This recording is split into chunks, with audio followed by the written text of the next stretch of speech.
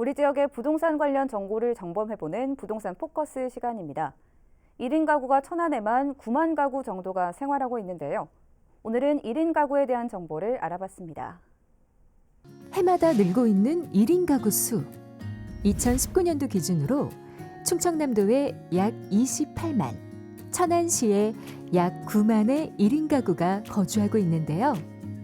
오늘의 포커스, 1인 가구를 위한 정책.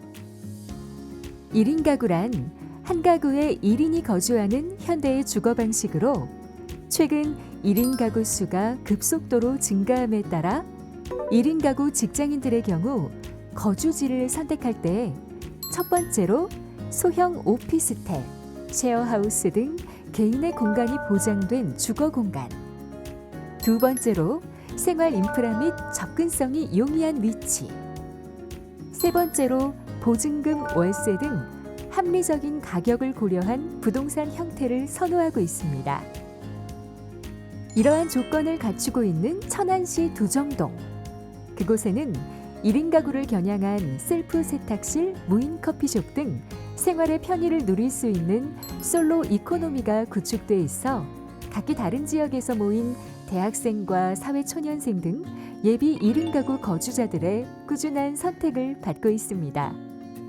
다른 동네들보다 도정동에 있는 집 매물들이 되게 저렴한 가격이어서 선택을 한 것 같고요. 제가 카페를 자주 가던 사람들 중 하나인데 카페도 다양한 분위기로 되게 많고, 그리고 도서관이라든가 마트, 그리고 식당 이런 게 많이 밀집되어 있어가지고, 또 직장인이다 보니까 출퇴근을 해야 하는 문제들이 있는데 여기 버스 노선도 많고 또 인근에 지하철도 있어서 우선 대중교통이 많이 발달되어 있어서 더 좋았던 것 같아요. 대학생과 사회초년생 등 예비 1인 가구가 첫 입주 시 알아두면 좋은 정책. 무엇이 있을까요?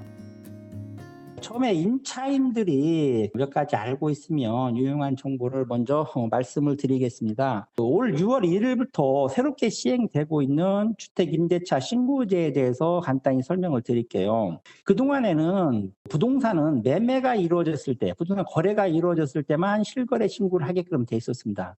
그러나 올 6월 1일부터는 임대차 시에도 전세를 했다든가 또는 월세를 들어갔다든가 할 때 신고를 하게끔 의무가 법이 바뀌었어요. 보증금이 6천만 원 이상 또는 월세가 30만 원 이상일 때는 의무적으로 신고를 해줘야 됩니다.